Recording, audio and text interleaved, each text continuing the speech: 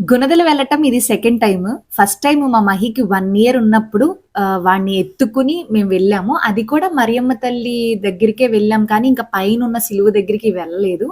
అప్పుడు నేనేమనుకున్నా అంటే, నెక్స్ట్ టైమ్ కూడా ఇంకొక మగపిల్లోడు పుడితే గనక మళ్ళీ వస్తామనుకున్నాము.